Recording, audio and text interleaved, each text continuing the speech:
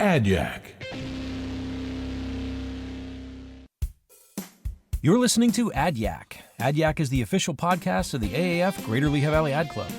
Our mission is to inspire creativity and enhance the professional development of the advertising and marketing communities where we live and work. I'm your host, Bill Childs, and I'll talk with artists, designers, writers, directors, photographers, along with those who work in a creative capacity. Our aim here is to serve as a creative resource to help you stay informed, entertained, and above all, inspired. But first, I want to thank ASR Media. We appreciate your support and collaboration. Today on AdYack, I talk to Cameron Day. Cameron is a brilliant creative director, brand strategist, and the malcontent scribe behind an awesome series of books called the Advertising Survival Guide Trilogy, which delves into brand architecture, political landmines, and mentorship. Cameron's latest book, Stones and Sticks, is chock full of great advice for creatives at any level. And Cameron's not afraid to tell the uncomfortable stories right alongside the inspiring ones. He also happens to be the son of Guy Day, one of the all-time agency greats and co-founder of global agency TBWA Chiat.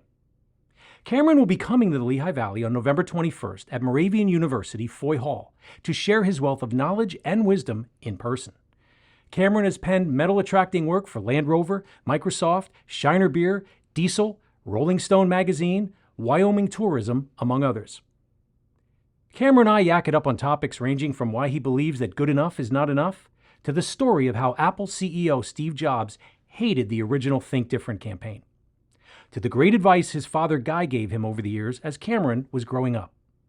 And wait until you hear the story of the Shiner Beer takeover at the South by Southwest Festival in Austin, Texas. Deliciously brilliant in every sense.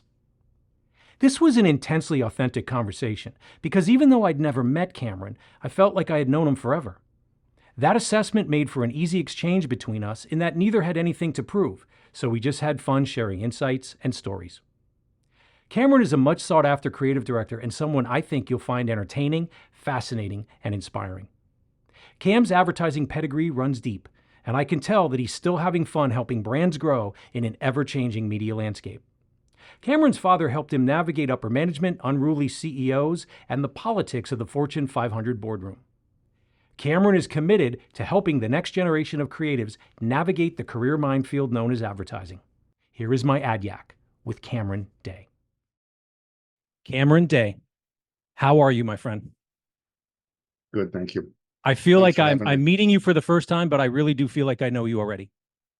Well, I'm looking on that book and back you. Oh.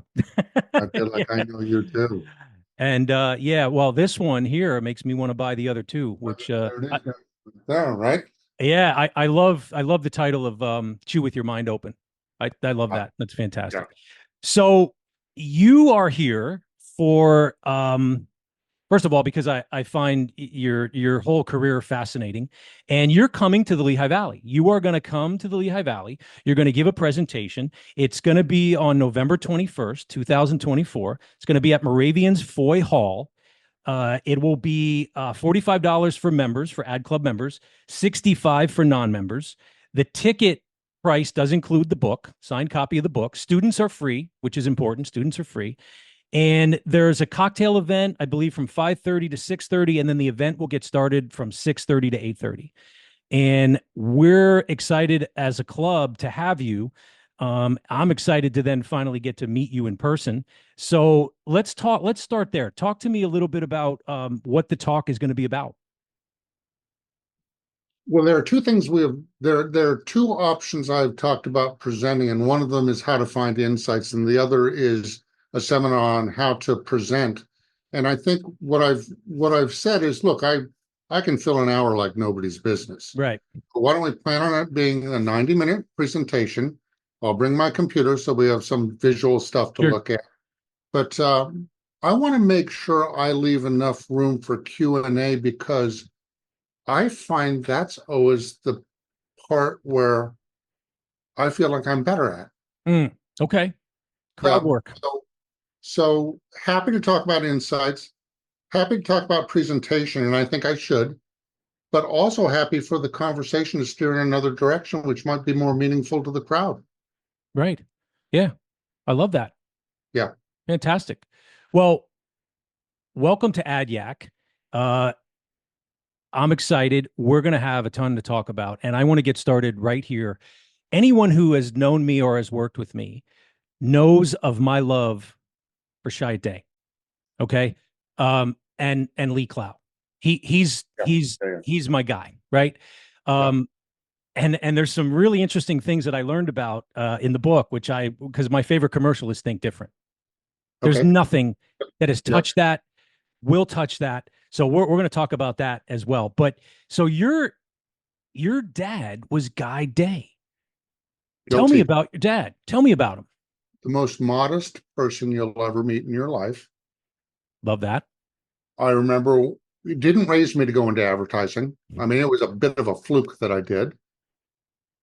But the minute I decided I want to take a crack at it, he started feeding me little nuggets of wisdom.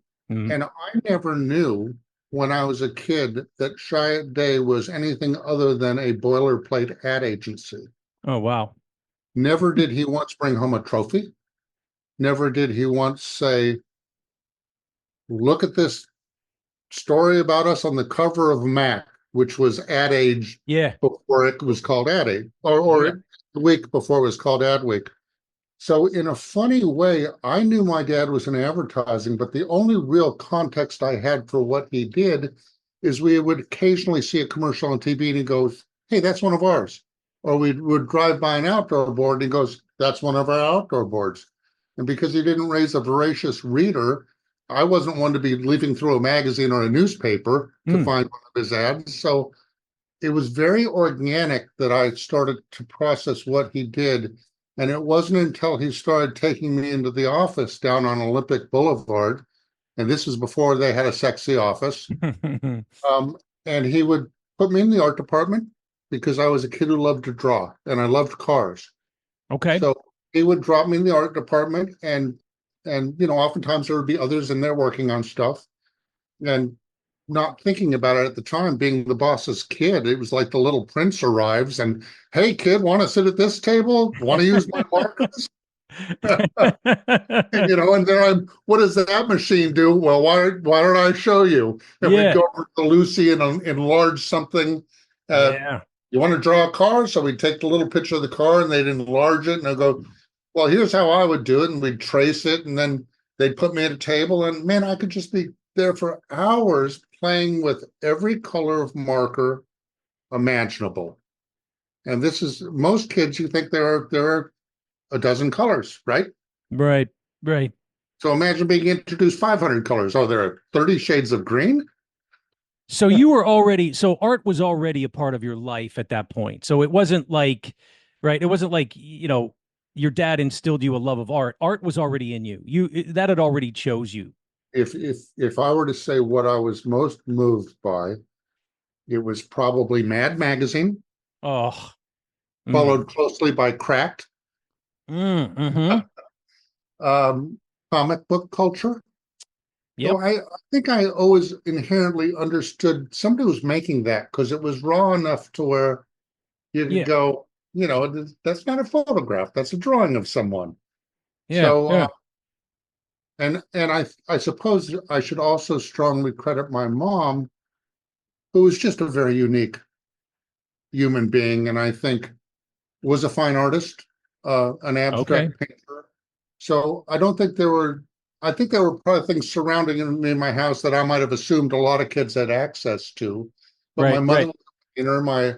my dad was interested in mid-mod architecture. Oh. Uh, I grew up in a small mid-mod home without understanding what a mid-mod home was until I Mhm. went for some architectural walks and thought, wait a minute, I grew up in a California bungalow. I grew up in an Eichler house, right?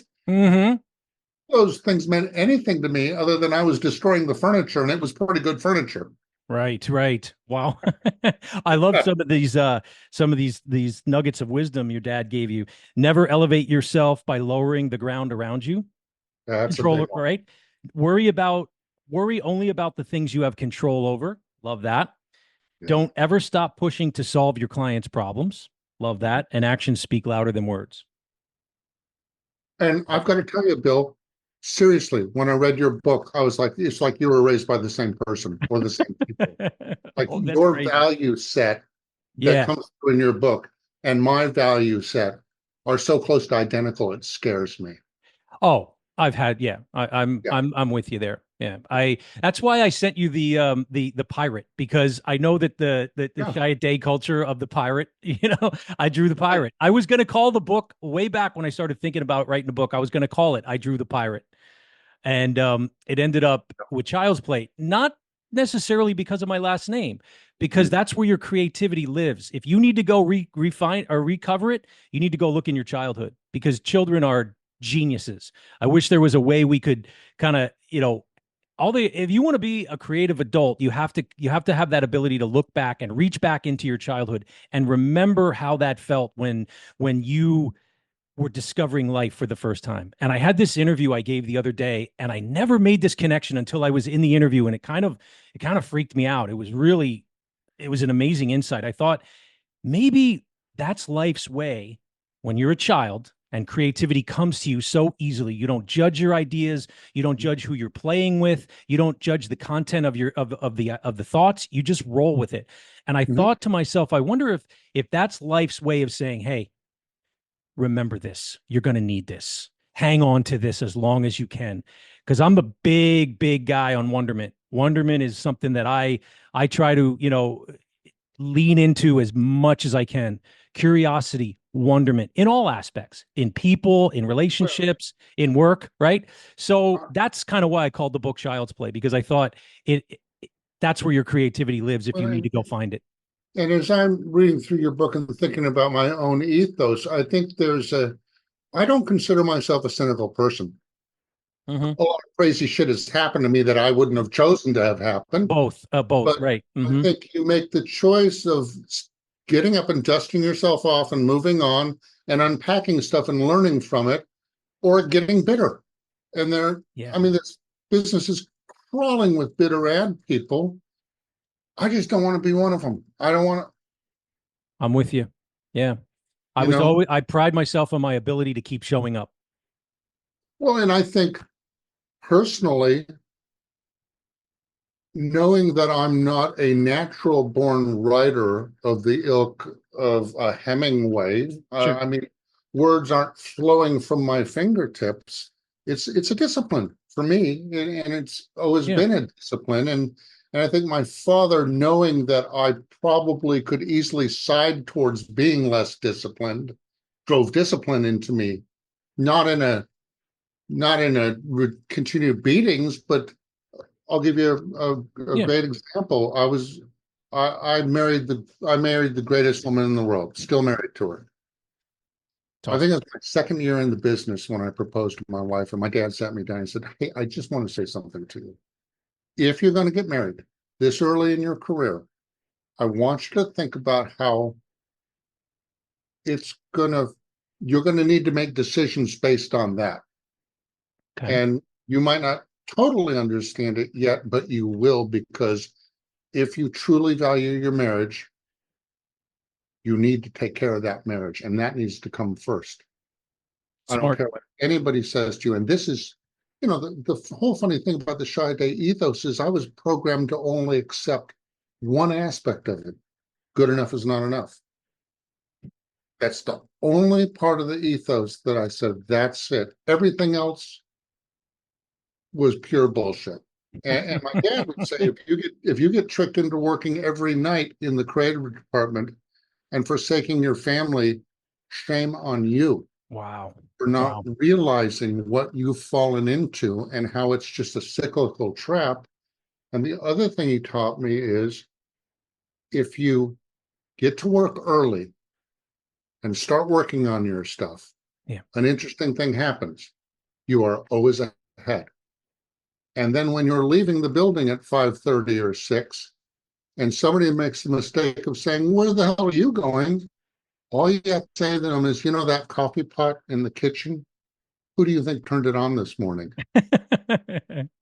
It was me. So Yeah. I'm going to go home to my wife and my family and sit in front of the TV and veg out, still thinking about the assignment, but Yep. I'm not going to sit here and hang out with people whose marriages are on the rocks. Well, you know what?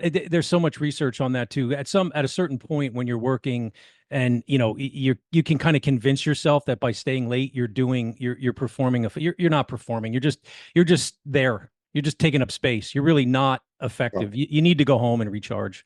Every Yeah. time I see a foosball table, and you talk about foosball tables in your book, Yeah, I there's your want to creative roll. culture. I want to roll it out into the alley and put a free sign on it. Hey, how about this? How about we solve client problems when we're in this building, and then go Yeah. home and play foosball? I forgot to mention, I wanted to mention one thing. If you were into Mad Magazine and Cracked, and I'm reading your stuff, there had to be Monty Python in there, right? I mean, for you, there had to be. There's no way. Oh, There's no way it's not. and Benny Hill, because I always Oh thought yeah, I was going to see naked breasts, but it never happened. I remember Cameron seeing Monty Python come on the TV. It was a PBS station, black and white, back in the day. I think it was on a Sunday night at 7:30, and I lost my mind. Like Oh, I did, because then I remember the Holy Grail came out. Saw that about 14 times. My cousin and I would go see that, and then we'd pay for the ticket. This is back when you could stay in a movie theater all day, and we yeah, would right, just stay in right. that movie theater. We adopted British accents. Like we just roll. I mean, the Pythons, and then yeah. So really, Tell me I knew what year. Tell me what year you were born. 1965. Okay, so we're close, but your cultural references are a little bit different from mine. Okay. Like I can think of being in that movie theater, watching Three Stooges movies. Uh, Oh, okay. um, Okay. not when they were new, about being introduced to the concept of Three Stooges. Mm-hmm. Uh, I can remember my mom dropping my brother and I off on Brand Boulevard in Glendale, California, and going to a matinee of Charles Bronson films, Oh, yeah. like revenge films. Oh, yeah. Mm-hmm. Oh, yeah. But to your point, all those we share all those reference points. It's always funny to me when I meet somebody and we start talking. I'm going, "This is scary how Yeah. close we are." And when I Yeah. ask what year were they born, if they say 1960, I realize we were drinking the same water. Yeah. If you follow what I'm saying. We were definitely chewing some of the same dirt. Yeah. Yeah. Snow Lampoon as I got a little Oh, bit yeah. older, Yep. right? Mm-hmm. And for me, the Carol Burnett show. Oh, yeah. I watched The all those Carol shows. Sonny and Burnett Cher, show Flip for Wilson. me. Yeah. Here's here's this lady who can play a beauty queen contestant in one skit, a homeless woman in another skit. I can be laughing my ass off. I can be crying my eyes out. And at the end of the show, she's sweeping the stage singing, "I'm so glad we had this time together." I I know. just, They don't make them like that anymore, I don't think. They really don't. when Tracy Ullman first came out, Oh, yeah, I I thought remember that. Sure. Yeah. Tracy Ullman was the reinvention of Carol Burnett. Yeah, I would agree. Yeah. Well, you know what I want to ask you? A lot of times when we have judges, and I was president of our ad club for 2 years, and I got to pick the judges. I brought the judges in and, sat in the room and watched the judging process. And we used to do an event called Meet the Judges, where the judges were already, back when before COVID and Zoom and, Right. doing stuff online, we'd bring the judges in. So we don't normally get to talk to the judges after the fact. So you judged our American Advertising Awards this year. What was your take on the market? What did you think in terms of the Well, work that you saw? I am the most brutally honest person you will ever meet. Okay. And there were executions that I saw that I thought, this is terrific, but I don't love the art direction. This is, Okay. this is, I mean, I know I judged a lot of gold, but there were things where I just said, I don't think there's a gold in there. And, Okay. and I guess for me, one of the things that was always true to me is I would rather have an honest opinion than a polite opinion. Of course. Sure. Um, so like I've judged more than a few regional award shows, Yep. and I oftentimes feel myself coming out of it realizing how lucky it is that I've had access to better production values, right? Right. Right. But I've also worked at small agencies where learning to solve on a small budget. Constraints, baby. And once you can do that, you are so dangerous in a large agency. Yeah. I'm a big fan of smaller agencies, a big fan of smaller markets. If I had a choice between starting over and going one way or the other, I'd go small market and I'd go small agency every time. Well, is there an agency you didn't work at? Because, geez, like, my God, come Well, on. there's one Chiat Day. Well, you freelance though, I did. 2000. I No, wait, I did. got it down here, 2005. I I love did. that story. Tell me that story. I need to hear that. When I began my career, I was taking ad classes and I had an instructor who was being really hard on me and I didn't know why. And one day after class, he pulls me aside and he goes, "Why are you wasting my time?" And I said, "I'm sorry." He goes, "I know who you are. You just need to go ask your dad for a job. You don't need to be taking classes." And I was so offended because my dad never mentioned to me, "Oh, by the way, if you're going to be doing this, you should probably understand that we're the agency in LA that everybody wants to work for. And people either love us or hate us based on whether we hired them." Wow. I'm sure I had an instructor whose book got thrown out of Chiat Day Oh, I see. who just laid into me like, and I was like, "What are you talking about? I'm trying to learn how to do advertising here, and you're telling me to fuck off and go work for my dad?" And Yeah, I went home and I called my dad and he said, "Okay, you need to call the ad center and get transferred in another class because now that you're doing this, Cam, I'm telling you, you're going to meet people like that. And when you hit that kind of bias, you just have to remove yourself from the situation because nothing's going to make that teacher treat you better if he's got a bias against Chiat Day." And I remember my dad saying, "I bet you he sent in his book and we ghosted him because it wasn't a very good book." right, right, right. That's life. Well, you know what I've found, Cameron? I've found that people who, and at the highest levels too, people who are comfortable with who they are, know what their talent level is. The ego can kind of, if it goes properly, it goes down, and they just become open, and they want to bring other people along for the ride. I'll never forget this one time.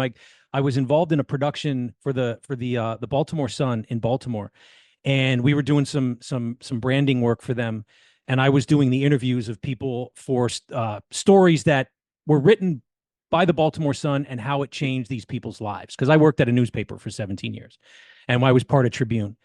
And we went to dinner with the crew, and the crew was from Chicago. They hired a crew from Chicago. These guys worked on Batman. Okay. They worked on movies in Chicago. And I'll tell you what, it was me and the art director, and they welcomed us at that table as if like we were like just one of them. And I just thought to myself, that showed me that when you're comfortable with who you are, you're not, they just brought us along for the ride. They didn't make us feel inferior or like, what market are you from again? The Lehigh Valley? Right. Where is that? Right. They just kept us into the conversation. It was just, and it just made me think that when you are someone that is good at your game, and you know that you're good at your game, and you don't have to impress people anymore, the ego goes down and you just become just a better version of yourself. I mean, I was sitting there listening to them talking about how they flipped the truck, Right. in the Dark Knight, and they did it in a way. I had one guy was from, he used to shoot television commercials with film. So, he's a camera person. So he's like racking focus, on all, he's just talking about all he shot for GM. Just so cool. Just love those types of experiences. So this is probably a person who, like you said, had an axe to grind, and he was going to take it out on you. I get a call freelance from Chiat Day and said, "Hey, Rob uh, asked if you might be interested in doing some freelance with us, but to be fully transparent, it's kind of an on-ramp into a job we think you'd be good for." And this is Rob Schwartz. Rob Schwartz, Yep. who Okay. I am a huge fan of. Yeah. My knowledge of Lee, I knew Lee. He could pick me out of a lineup, but I never asked Lee a personal favor until I looked at somebody's book Right. who was soon out of work, and he hired the person. And he hired them not because I referred them, but what I said is I'd appreciate if you'd look at this person's book because I think there's huge potential there. It may not be in their produced work yet in droves, but if you just look into it and see the same thing I do, call me and I'll tell you why you have to hire them. Okay. And sure enough, I got a call back. Why do I have to hire this person? And I said, these 5 reasons. Person got hired and was there, I think, 11 years and did career defining work. Right, right. Proved to be every bit as good as I thought they were. That's the only favor I ever asked of Lee Clow until I wrote my first book, Chew With Your Mind Open. And I asked Lee to write the foreword, and he graciously agreed to. So my exposure to Lee was fairly limited. I also played tennis with him on a few occasions with my dad, where we played doubles. And the funny thing I can tell you about Lee is he was as hard on himself as he was on advertising. I mean, really, you could just tell. I mean, Lee, if it was a double fault, it's not a big deal. Lee, what are you doing? It was so funny to me that he was as passionate about tennis as he was about advertising. And I suspect he just never did anything without wanting to perform at the highest level. Backing up to Rob Schwartz, Yep. Rob had somebody at Chiat call me to see if I might be interested in this freelance gig, but led on that it was for a full-time job. And I had already done Land Rover, so I had a car campaign in my book that I think it's fair to say was a seminal campaign for a great brand. Okay. Suddenly I was a car guy, and I had managed to avoid doing car advertising largely up to that point until I got to Land Rover. I went to work at Chiat freelance knowing, okay, I either need to say no to freelance or I need to be open to a full-time job at Chiat. So at that point, I was like, I've avoided working at Chiat for so many years. Now for them to call me, that would tell me, okay, my book is probably at a point where it's a credible enough book to where I could walk into a Sure. Chiat. So I'm going to be open to it. And Okay. I wasn't so much interested in moving back to Los Angeles as I was in working for Rob and accessing the kind of production values that Nissan had. So I went. And when I got there, there was a potential partner that they were courting, an art director, GCD. And Rob said, well, if we hired you, this would be your partner. And my first question was, well, had it occurred to you to give one brand, Infinity, to one creative director and one brand, Nissan, to the other creative director, so that we could run them with autonomy? And he said, yeah, we don't want to do that. We want a GCD team who work on both brands. I go, okay. No sooner than I start working with the person, I'm not feeling the love at all. And the fundamental problem this particular person had is every time I said, I'm interested in the job and I'm interested in working at Chiat, but I'm not necessarily interested in pulling my family out of Austin and dragging them back to Los Angeles. And this particular GCD said to me, you're an idiot. And I said, what do you mean? They go, you're an idiot that you would think that. I mean, drag your family back to Southern California. I can't believe you're being such a fool. And I said, I don't think it's foolish. I mean, if I had gone to Chiat and we had done a career-defining campaign for Nissan and Infinity, and it was obvious to me, boy, all we got to do is get this thing going, I would have invariably brought my family to Los Angeles. Right. But I didn't want to uproot them from their schools and from the Austin life, which we loved. So I said, no, I'll do this. I'll just be willing to fly a lot. It's a 2-hour flight from Austin.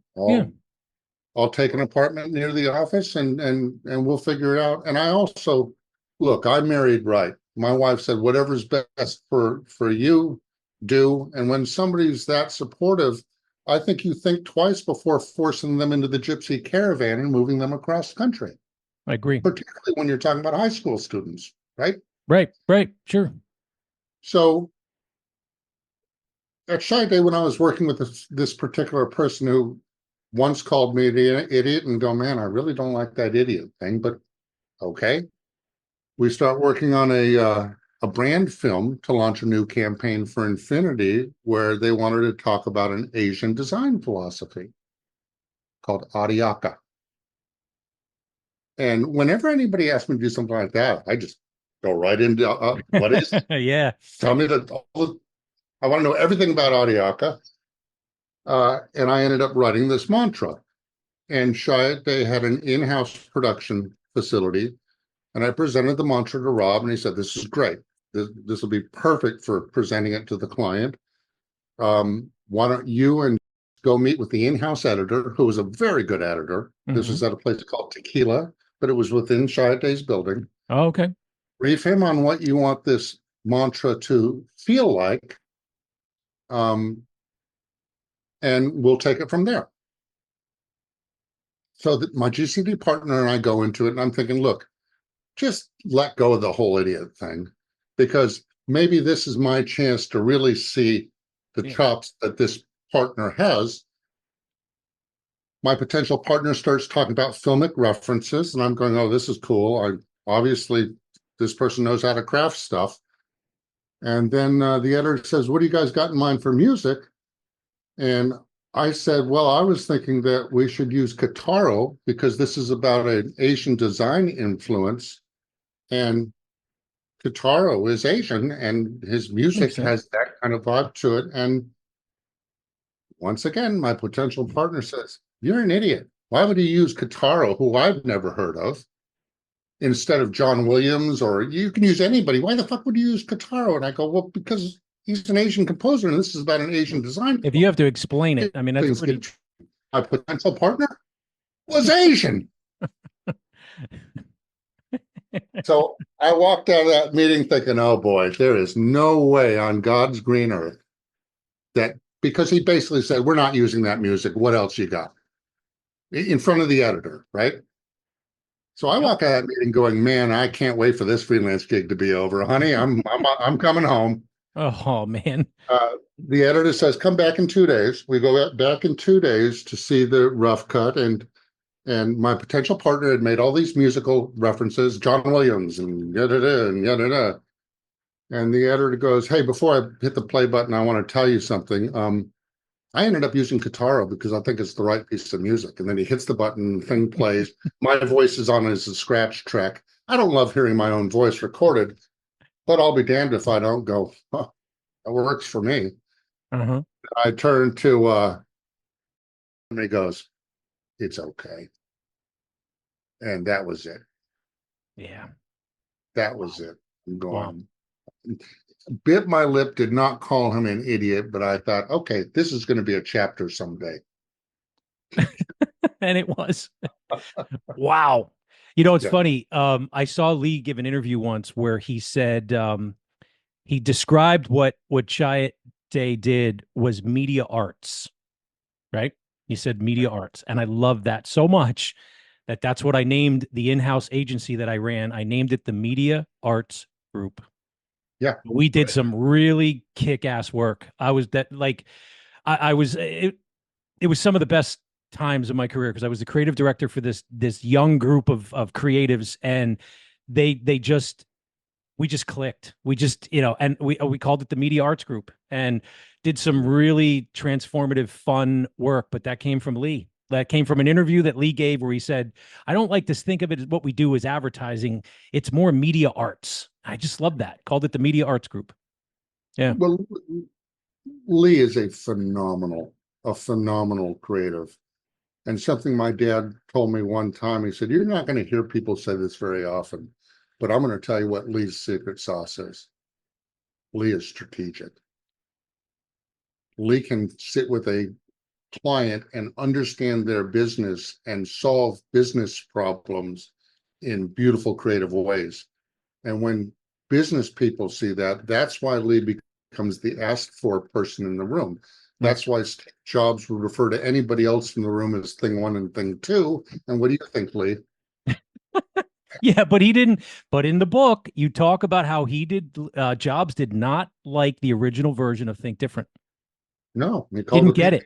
He called it. Well, here's the interesting thing that I've always thought about Chiat Day. Chiat Day. Well, when I first came into the business, one of the things that we were taught was, if you're going to attach a celebrity to something, have the celebrity somehow connect somehow with the brand. And if you don't do that, then it's just borrowed interest. Right. What they did so well is they would take what, if you turn the volume down, you go, that's borrowed interest. Now turn the volume up and hear what they're saying. And oh my God, here's to the crazies. Here's to Sure. So visually it was borrowed interest, but what they did to it elevated this whole idea of what it meant to be an inventive thinker, what it meant to be challenging the norms. Yep. Arguably the greatest piece of advertising writing I've seen in my generation. And truth be told, and my understanding is Steve Rubowski was largely responsible for it, but a lot of people touched it. Okay. Right. All right. Yeah. I mean, I've heard the versions with Jobs's voice on there, the scratch track or whatever. And also when I was I got to attend a national Addy Awards once. Actually, I was at a couple of them, but I think it was the one in Vegas. They had I think the art directors club did a little profile on Lee, and it was about a 20-minute video. And that's where I learned about his backstory, and he was adopted, and just all the things that he had to deal with, and how he was hired at Chiat, where Jay Chiat said, just go do something good. He's like, yeah, there was a menu, an Italian menu in your book I like, but why don't you just go do something good? That was his entry into Chiat Day. Bill, I want to see that film. I've never seen it. Now I've seen Art and Copy. Oh yeah, where art and copy. Lee has a section, but I've never seen that film that was done for the Addies. Are you serious? I'll send it to you. I have it. I would love to see that. It's beautifully done. I think too, Cameron, the thing that I got from the book, I guess I'm just blown away that these stories that I was experiencing in my career happened at your level. Yeah. It happens at your level. You look at art and copy, even with the Got Milk campaign, they didn't get it. What do you mean? We're going to talk about not milk? Like the Wendy's, where's the beef? That had to be sold. All that stuff, 1984. I want to think that like at your level or at the highest level, people understand big ideas, and it turns out they really don't. You still have to sell them. They still have to be sold, and they have to be. I That just wasn't blows my mind. But I heard a story once that at Goodby, I believe it was Jeff Goodby, in initial planning sessions for Got Milk, had a group of very talented people around him. He said, I have this idea. I've got to lay it on you guys. Got Milk. It's like a deprivation thing, and yada, yada, yada. And the room sat and kind of went, what else we got? and what else you got? He had to go, no, wait a minute. Maybe I didn't articulate this properly, but I've learned that on occasion you're going to have an idea and you have to trust that it's right, even if you can't get other people to pay attention to it. And I'll give you a very recent example. Okay. I'm working on a pitch right now. I can't name names. Okay. It's in a very difficult category. Okay. And it has to do with a subject which is very, very difficult. We're not doing comedy. Okay. We're trying to capture heart and soul. Sure. So I have this mantra that I wrote and presented it, and everybody goes, that's really interesting, but do you think it might be a little depressing? I said, the subject's depressing. Instead of avoiding the subject, why don't we admit to how difficult this is? And that's what my mantra does. And they go, okay, well, can you put some positive music behind it? And I go, well, I could, but I think the right piece of music to put behind it is Annie Lennox. Why?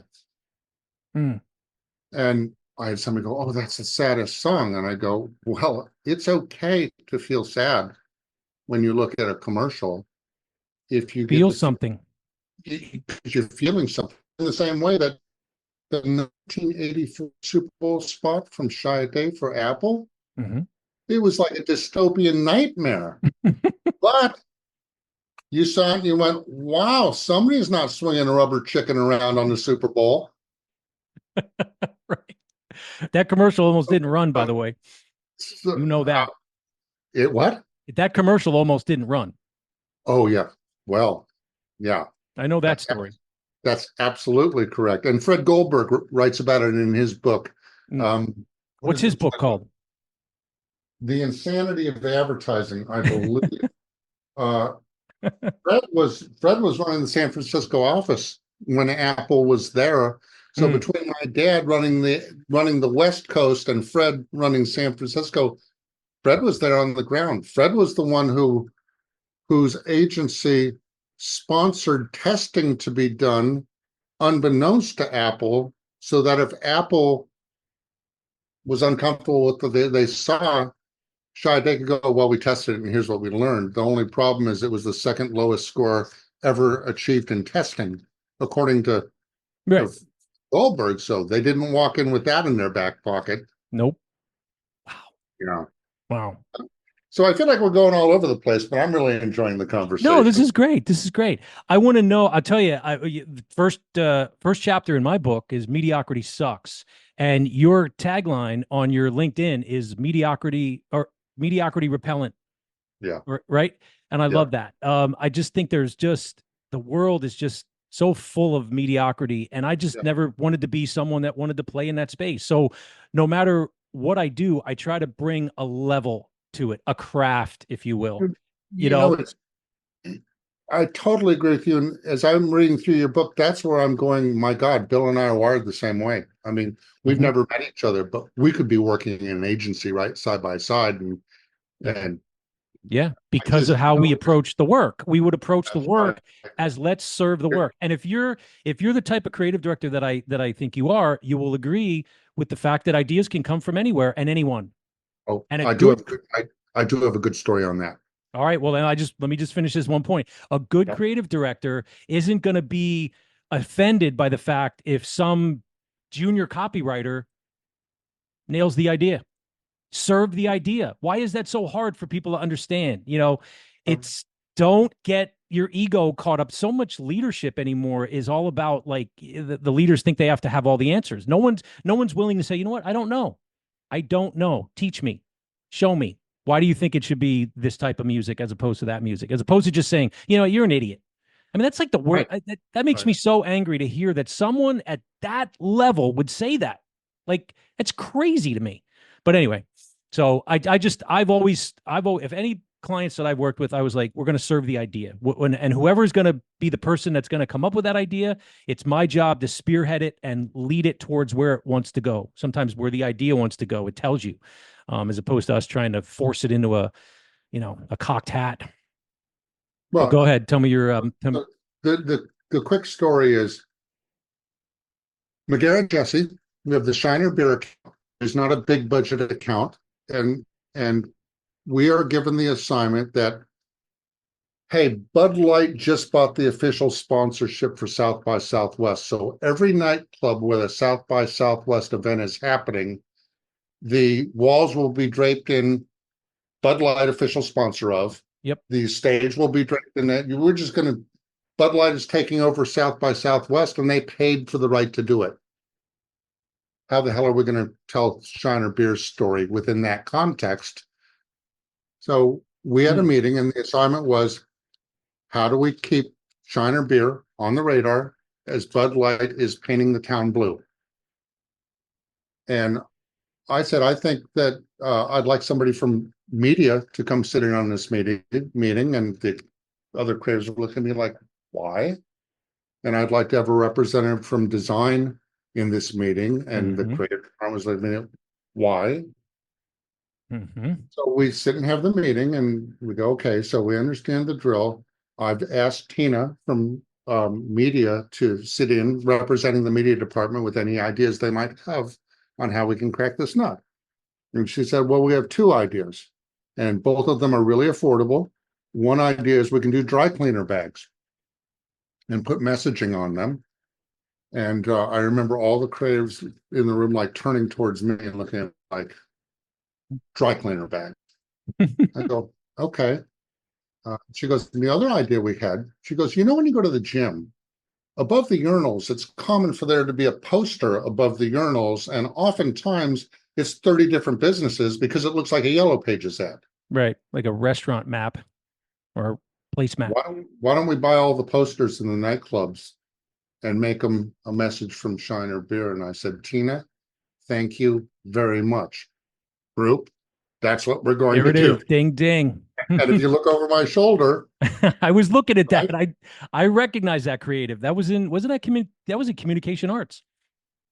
I don't know if that specific one is, but it led to a campaign that went for 4 or 5 years, Yes. right? Yeah, yeah, yeah. I remember Um, clocking that stuff when I saw and it. the Yep. other interesting thing that happened is the meeting broke, and then the designer who was sitting at the table walks in my office an hour later and shows me a line, and the line is, "Please wash hands before returning to your shiner." There I it said, is. "That's approved." I love that. So the interesting thing at McGarrett Jesse is I walked in with the philosophy that I not only believe a good idea could come from anywhere. We were so small that it's like, why would you work in silos when we're 35 people, right? Yep. Yep. Yeah. The, I'm just such a firm believer in, and can you imagine that media person being able to look at that campaign and be able to tell their friends that was our insight? Yeah. There's no reason why the posters above the urinals can't be one one client rather than 30 of them. And the other beautiful thing that happened is people were busting the frames out and stealing the posters.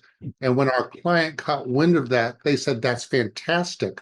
Are you putting up new posters?" So we said, "Absolutely." In fact, the poster company said, if we thought people would take one, we would have put 30 posters, one on top of the other. Just Right. perfect. Right. Well, Yeah. I got one for you. So, you know, a good buddy of mine, John Mulder. I think he's probably going to be picking you up from the airport, actually. John Okay. Mulder, right? John and I worked at an agency together. He was a production director. I was the creative director, and we got an assignment to do a music ad at this music fest, which is this 10-day festival that happens in Bethlehem, where you're going to be for Moravian. In fact, you're going to be right in the center of where this festival happens. It's a huge national festival. Amazing.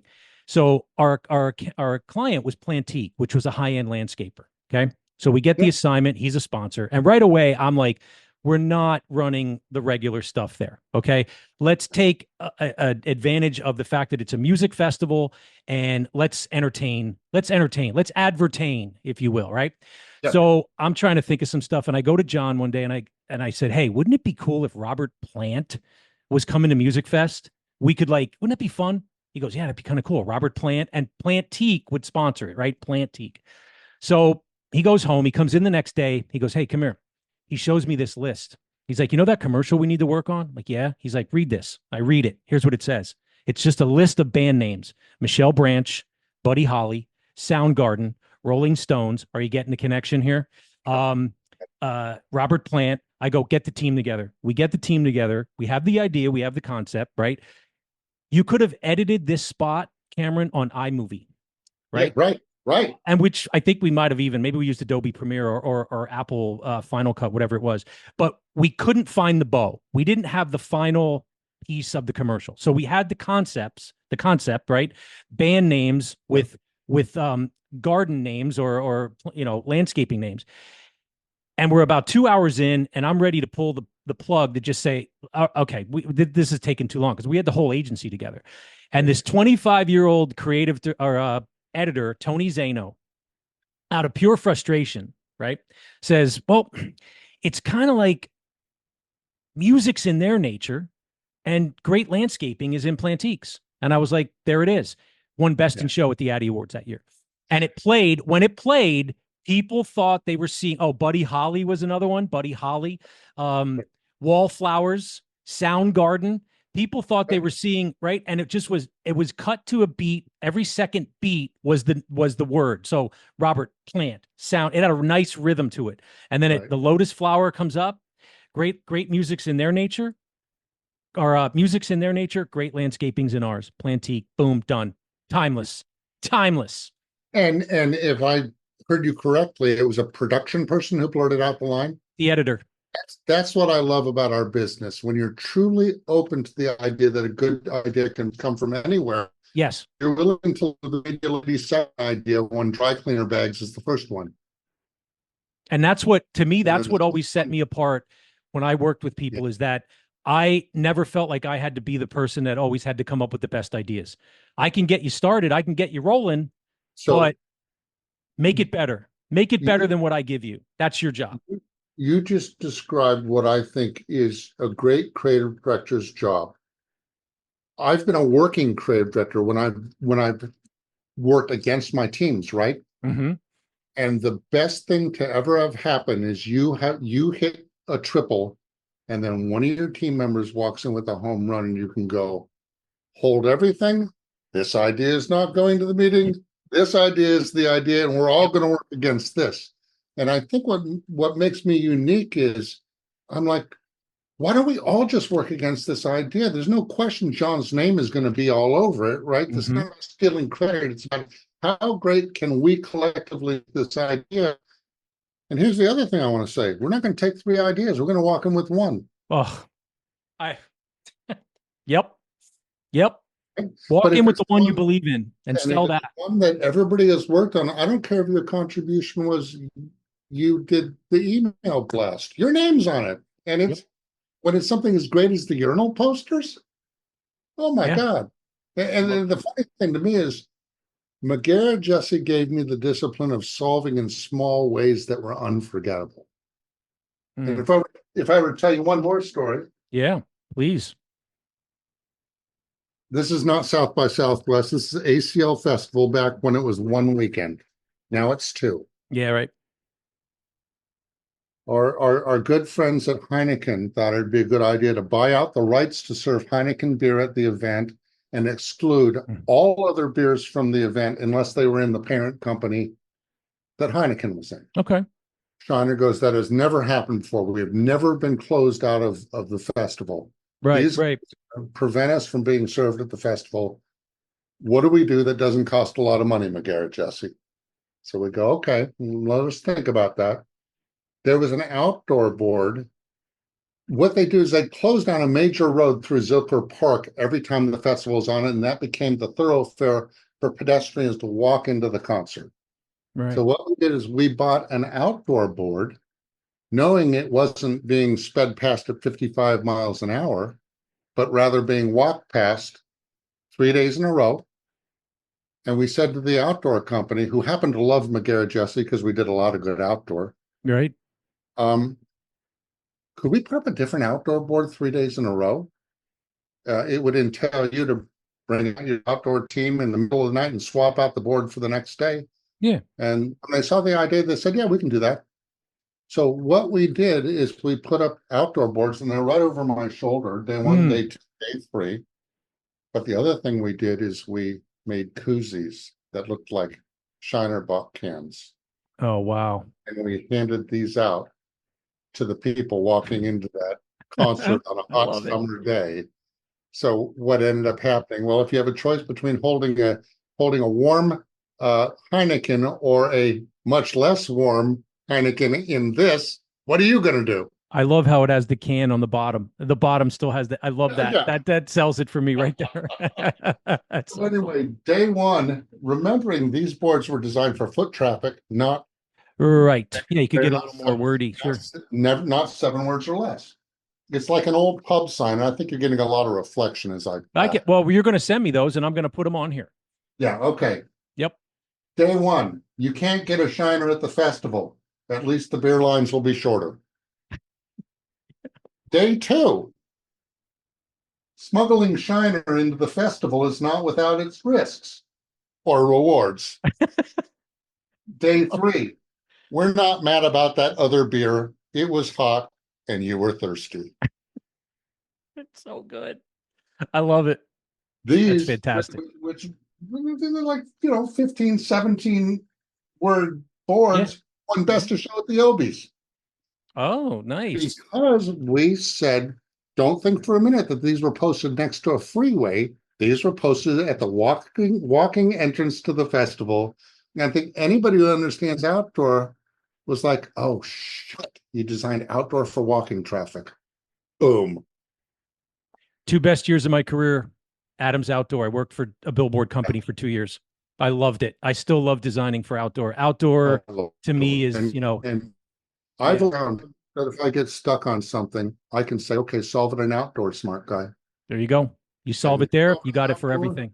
You got it. Yeah. And it's such a simple game. Same thing when people say do a tagline exploration. I never go, okay, I'll bring you 4 pages of taglines. I go, okay, I'll bring you a tagline. And they go, oh, wait a minute. Client's expecting to see 30 things. I go, do you think got milk Right. got picked out of a page of it's Doesn't not a work. tap you turn on. You asked me to use my intellect to write something, and I'm going to design an outdoor board as a way of making me feel like it can be more than just 4 words. Right. Right. Oftentimes, if I'm asked to do a tagline, I do an outdoor board. Uh-huh. Not because the tagline has to work in outdoor, but because it gamifies it for me. Yeah. Yeah. No, I totally get that. I Yeah. got a story. I got a story that I didn't see yet in the book, and I bet you haven't had to do this. We'll see in a second. So there was a 100-year-old soda company in the valley that had shut down. It went bankrupt. It was called A Treat. It was iconic, timeless in this area. So there was a company here that bought it. It was a Jandal Farms. They're like the largest landowner here in Lehigh Valley. They bought A Treat. They were going to bring it back. So I was at the newspaper at the time. I was running the in-house agency, and the ad director said, "We need to be at that table. What can you see what you can come up with?" So what I did was they were known for their flavors. They had really cool, different, unique flavors. So I wrote flavor personalities. I wrote a flavor personality for every flavor as if so if I'm grape, what would I say? Where would I go? What parties would I hang out in? How would I sound, right? Obviously, if I'm sarsaparilla, I'm thinking Sam Elliott, I'm thinking my hammock. I'm thinking, right? So Yeah. I go through and I write all this, and then I come up with the headline or the tagline, A Treat, flavors with personality, right? Get the meeting. I go in to pitch. The agency that's currently working with them is sitting in the room. I had to pitch the idea in front of the agency. Now, when I tell you this of what they ran, and I'm not afraid to say this, they ran this. This actually happened. They didn't go with mine. There was going to be radio. You imagine what you could do with the radio for this, the television for this. That's the first thing that shot into my mind. Right. There's just so much more you can do. The outdoor. This is what they went with. Are you ready, Cam? You ready? A Treat is back. A Treat is back. That's what went up. Study my next move. But to do it with the current agency in the room, you want to talk about an added level of because it was like, yeah, it's so funny to me. I've been in situations like that. You're going to lose. Can you imagine if you could walk into a meeting and go, let's pretend for a minute that you guys came up with this. This is what you should do, and I'm willing to give it to you. And you can even put your names on it. I don't care. Yeah, I didn't think of that. Do the right thing. Right. And they turn around and walk out. They would never forget you. The owner's son leaned over to me, and this is the most I could get. He goes, "You worked really hard on this." I was like, "I did." And then I even gave him a plan B because their name is A Treat, so it's like A-treat, right? In this big kind of block, like impact font. So my plan B was to take the name and separate it. So A, and then write in memorable treat. A nostalgic treat. Fill in the blank. Fill in the blank. And you could, again, not as powerful as flavor personality, but they didn't even go for plan B. So it's very funny because just as you and I are talking, again, I know we're wired the same way. Oftentimes when somebody says write a tagline, I will study the name of the product and go, how can I somehow mirror the name of a product? Can I have the tagline be, what is the product name spelled backwards? I mean, it's right. Looking for words inside the name. Yeah. I had so often things are right there and we look past them because we're like, I want to do something funny for this. It's like, just put the tactics aside for a minute and look at the business problem, right? Right.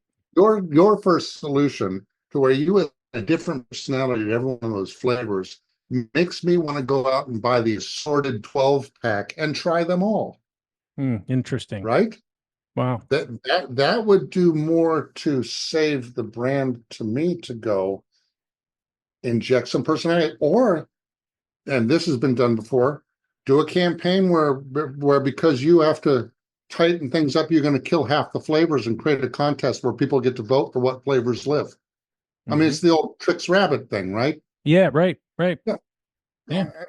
So often a business problem has a solution hiding right behind it. And if you don't get caught up in, oh, I really want to do humor, or, oh, I really Right. want to do this. No, look inside the business problem for the solution and do what's right for the brand. And that's how you end up having clients look at you the way they looked at Lee. It's like, that guy really gets it.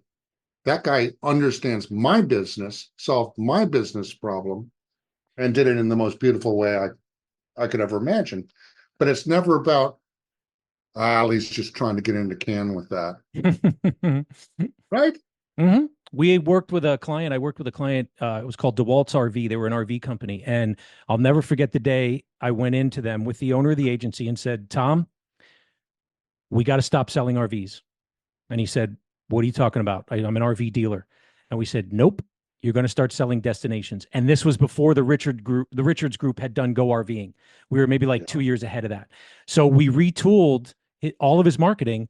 Everything we did was about, where are you going? We even put it into his logo. What's your destination? DeWalt's RV. What's your destination? Where are you going? One of the coolest cut lines I love that I came up with for the outdoor was, the farther you go, the closer you get.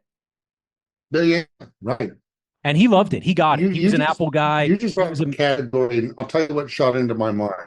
An ad I saw years ago for RVing that did exactly what you're talking about doing.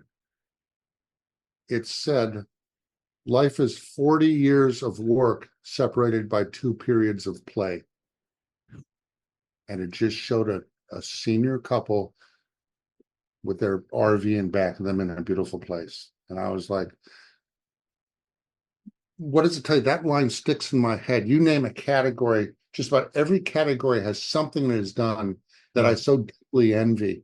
You probably remember the flower ad that was done years ago, where it showed 3 different flower arrangements, a small one, a medium size. How mad is she? Exactly how I remember it. Yeah. when we had a flower ad to do, for Central Market, at McGarrett Jesse, I said to my teams, we're not going to stop till we come up with something that good. You see, Cam, even though I operated out of the Lehigh Valley, I always believed that advertising can be fun, it can be memorable, it can move you, and just so much of it that became the term that I coined, adverpanicking, which is like family owned and operated, number of years in business, American made, blah, blah, blah. Nobody cares. It just, ads that look like ads get ignored. And I think that's where we're in the same boat. Like if you and I were to riff on an idea, if we had a brief that we had to solve, I would come to the table with no ego. You would come with no ego, and we'd serve the idea, and we would do the type of research that would get us to where we need to go to solve it. And even maybe when we solved it, we might not be like, yep, that's it, we're done. We might still be like, well, let's see how this lives. Let's sleep on it. Maybe let's right. You don't just Funny story about that outdoor board. We showed the client an outdoor board I thought was very good. I don't think it was as good as the one I referenced. Right. But that's what I said. We're not going to stop till we get something that good, because I just wanted really to get people to jam on it. Art director walks into my office. He said, I think this is kind of interesting. He shows me the visual, and it was an existing shot of a bouquet of flowers. Beautiful shot. Yeah. And the line on it was, improve your chances of pollinating. And I said, all right, everybody, pencils down. That's the board we're going to show. God. We showed it. The client wouldn't do it. I go, okay. And their rationale was, as an outdoor board, it's a little racy. We're just uncomfortable with it. It's never been my style to try to force something. If they give me a good reason, like if a little kid in the back seat of the car says, Mommy, what does that mean?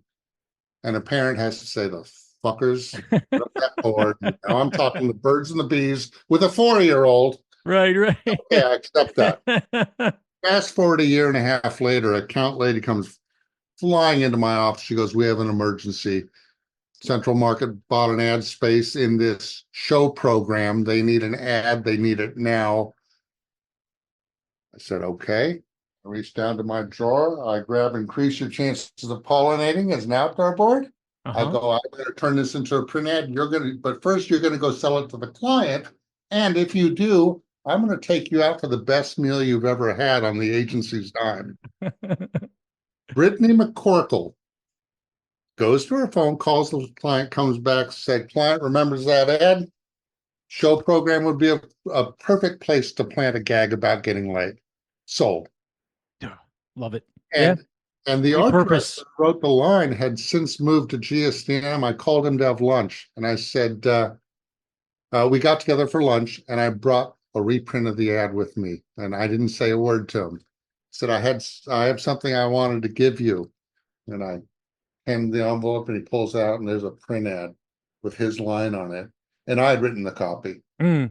It's like, holy crap, you sat on that line for a year and a half before you sold it? Sometimes it Yeah, takes a while. Yeah. yeah, I did.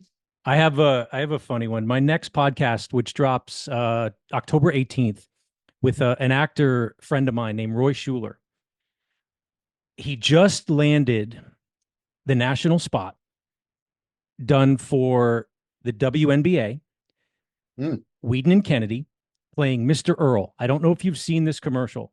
This is Roy Schuler, who's going to be on my was on my podcast, and the episode will drop October 18th. He's now back in Harlem. He's getting a bunch of acting roles, but he told the story about how he got cast as Mr. Earl, and it was for Whedon and Kennedy for Nike. For Nike. Okay. And you have to watch the commercial. It's so funny. It's so well done. And It's called Mr. Earl? Mr. Earl. Yep. Oh, If you look up Nike Mr. Earl, you'll see it. He said it got something like 8 million hits like within 2 days. And he's going to be on my podcast. He was in a play. He was in To Kill a Mockingbird with my son Zane, who played Dill when he was 8, and Roy was Tom Robinson. So that's how I know him. I had him on the podcast. And last week I interviewed Francis Dunnery, who is a musician, singer, songwriter, actually was chosen by Robert Plant to be his guitarist after he left Led Zeppelin and he formed his solo band. But here, interesting, you kind of touched on something at the very beginning that I wanted to circle back with the Francis Dunnery. I said to him, Francis, I never asked you, how did you get that gig? How did you get to become Robert Plant's guitarist, right? He said, well, Bill, I wasn't the best guitarist, but he liked my approach to life. He liked how I rolled in the world. He liked my sense of humor. He said, could I play guitar? Of course. But that's why he hired him to be his, and they're still friends. They're still friends to this day. Francis Dunnery and Robert Plant are still friends. And he played on the Fate of Nations album, toured with them. He didn't need the gig. He didn't need it. He said, I told Robert, I said, I have a contract. I have a record contract. I'm in a band called It Bites. I don't need this. And that made Robert want him more. So I just think sometimes when you take the desperation out of something, it actually can come to you even better. Two things that occurred to me from this. I have had more success getting jobs where I walked into the room and said, here's why I think I'm the wrong guy for the job. Oh, yeah. And oftentimes that included, I push people and I push people hard, but I don't ask them to do anything I'm not willing to do myself. And I push myself and I don't accept, I don't care how bad a client is. The day you show them a bad ad, that's on you. Right. And Lee had a famous quote, which I've always taken to heart. Sometimes you have to wear them down. Yeah. Yeah. I had heard a story about Fallon, which I never worked at, but God only knows, one of the finest agencies in the country, particularly as I was coming up. Yeah. The Time magazine campaign where they did the red cover. Do you remember those ads? Yeah. Yeah. Yeah. It was a print campaign.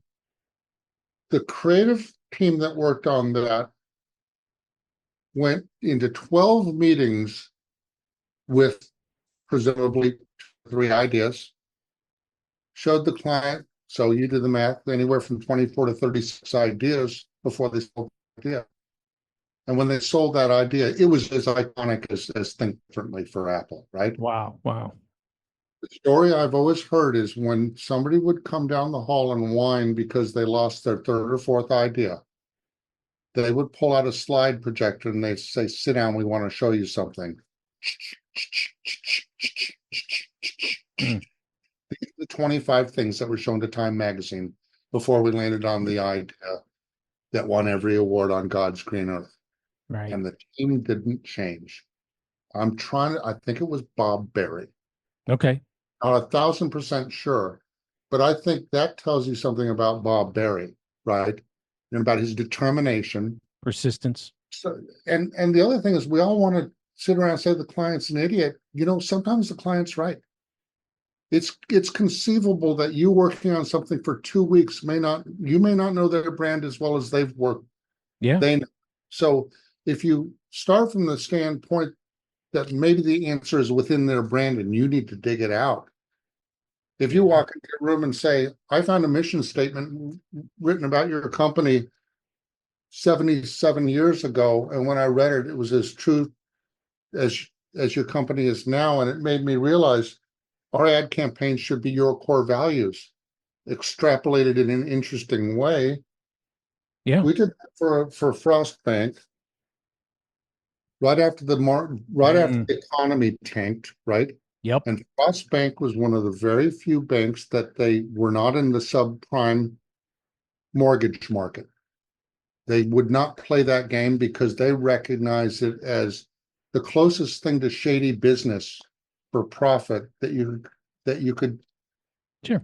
So long story short, the banks all crashed. They're all taking government money. Frost is sitting on the side going, well, we don't have to take government money. We're deeply concerned that people don't trust banks anymore. What can we do? We're like, we want to take your core values and put them into this book called What We Believe. And here's where I give the client so much credit. When we first showed it to him, it said Frost Bank, What We Believe. And then as you go through the book, and if you don't mind, I'll quickly read it to you because it's very simple in design. Good. We believe bankers should know their customers by name and vice versa. Love that. We believe courtesy should not be based upon the size of one's nest egg. Love that. We believe the golden rule is more valuable than a free toaster. We believe that when a customer calls, an actual person should answer the phone. And here's where we played with the typography a little bit. See how it gets lighter in value? Yeah. We believe in doing what's right, even when nobody's watching. Oh, man. I'm sorry, it's looking. We'd never do anything with the customer's money that we wouldn't do with our own. And that's why they refuse to do subprime markets, subprime mortgages. That's powerful. That's powerful. Then this one does that type game again. And it reads, we wouldn't say anything in this size type that we wouldn't say in this size. Wow. That's great writing, man. That's beautiful writing. We believe you get what you pay for. We believe that if it sounds too good to be true, it is. We believe all the ATM machines in the world are no substitute for customer service. And finally, we believe there is only so much you can learn from a book. Frost Bank. Damn. So the client bought this. Chills. I get chills. And as we were putting it together, we thought, oh, shit. We need to call the client back and go, Pam, the book we showed you, we want to advocate that you don't put the logo on the cover of it so people don't know who's talking to them until you get to the end. I love that. Love that. Do you know what Pam says? Great idea. Do it. Yeah. So that's not. Those clients are out there. They're out there. Yeah, that's not how smart were we. That was how much did this client trust us because we said, we're going to take your core values and extrapolate them into slightly more interesting ways of saying it. Right. That's the insight. Yeah. This is what you stand for, and God bless you, what you continue to stand for.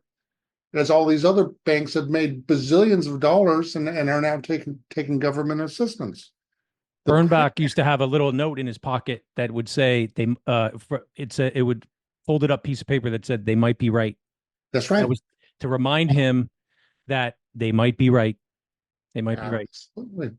And Cam, when you lose work, the first thing you ought to do is ask yourself, is it just maybe possible that they are right? That maybe they're not ready for a Saturday Night Live skit parody for their ad campaign. right. That maybe you haven't found the voice that they're comfortable talking in. I mean, as you become more seasoned at this, you start to realize it's really not about you. It's about them and you being able to tell their story better than they can tell it. There it is right there. Yeah. I love that your dad said when you said he asked you, when do you do the best work for a client? Year 2.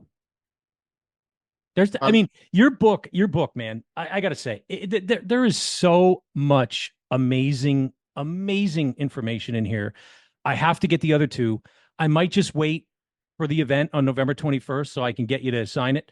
But I want all of them now. I want all the books. I'm going to get all the books. You're a fantastic writer. I love your style. I love the way you just tell the stories. I love the way you kind of set up the thing, and then you have story time. It's story time, and then you go on to the next, and you kind of it's a fun read.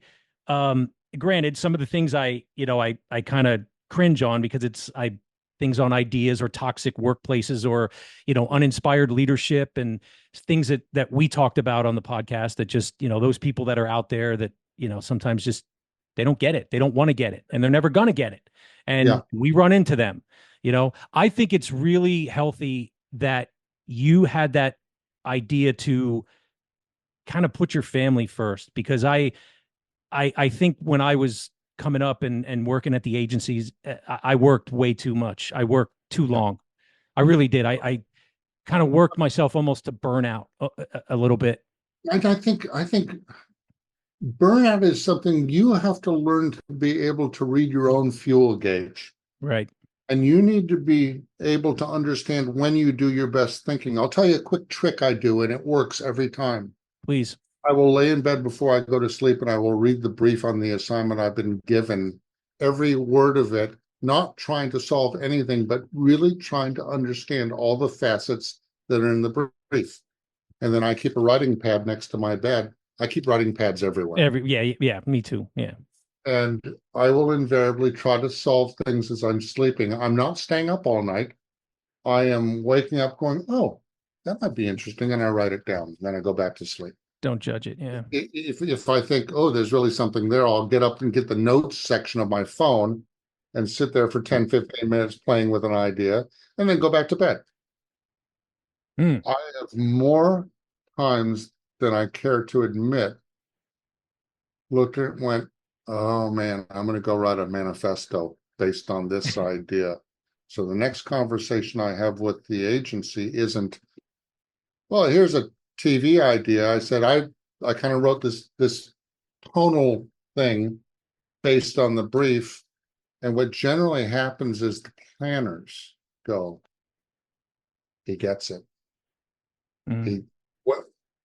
I also have a dear friend who gave me this piece of free advice years ago. She goes, when I freelance for an agency, if I'm booked for more than a week and they're asking to see TV ideas, I always walk into an early meeting and I go, humor me, I'm going to read you a mantra I wrote.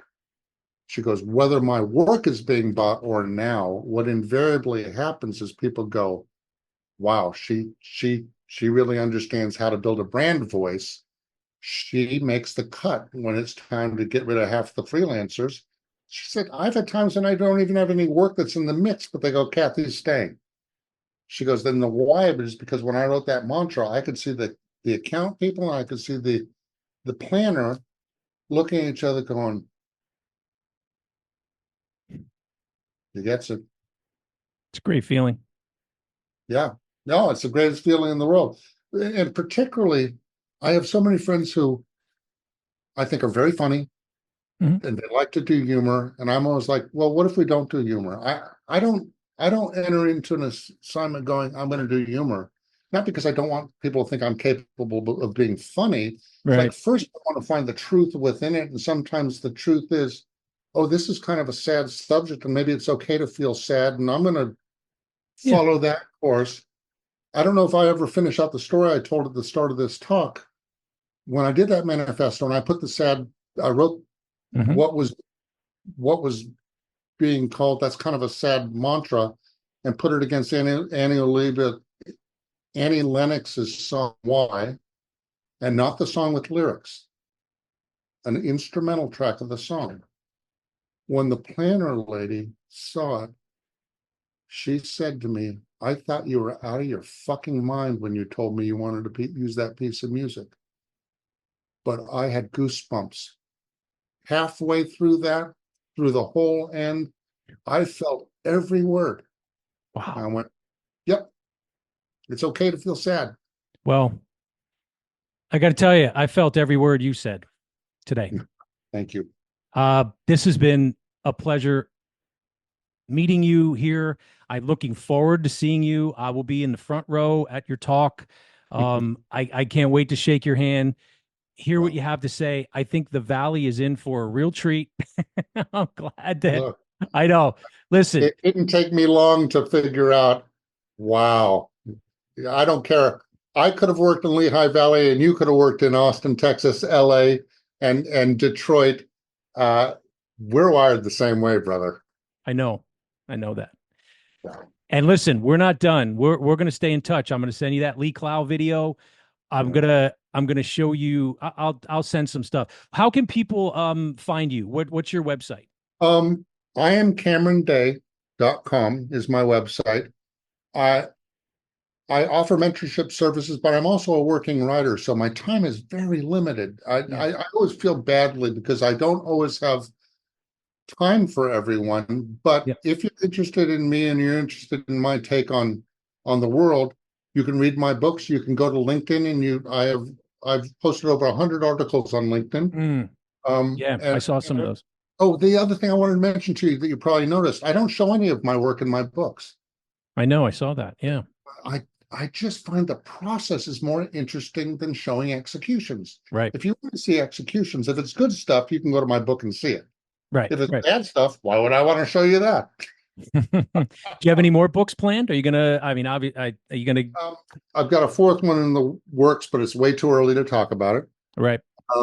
But yes, Okay. that's the other thing I've discovered. I don't have any tattoos on my body. I would say writing books is like tattoos. Once it gets under your skin, boy. Yeah. And the other thing, I get a lot of people calling, going, "You've written all these amazing books. Don't write a book to monetize. That's not why you write a book. No. Write a book because you have something to say." And the something I had to say was, Yep. You know, the day half of Chiat Day, who you've never heard anything about, he had a lot of good wisdom. Your dad sounded like he was an amazing guy.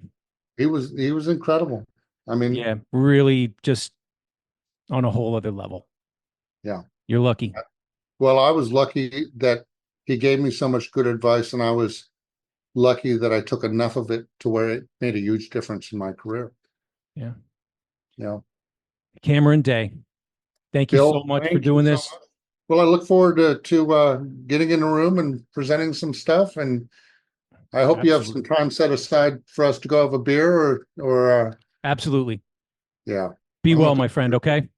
All right. Thanks Take for having care. me. All right, AdYackers. Hope you enjoyed it, because we have many more great conversations planned and guests lined up ready to yak it up. AdYack is sponsored and produced by ASR Media. Theme song was written and performed by Dan Ross. AdYack is the official podcast of the AAF Greater Lehigh Valley Ad Club. Stay hungry, stay humble. Till next time. This episode of AdYack is rated O for, oh man, that was good.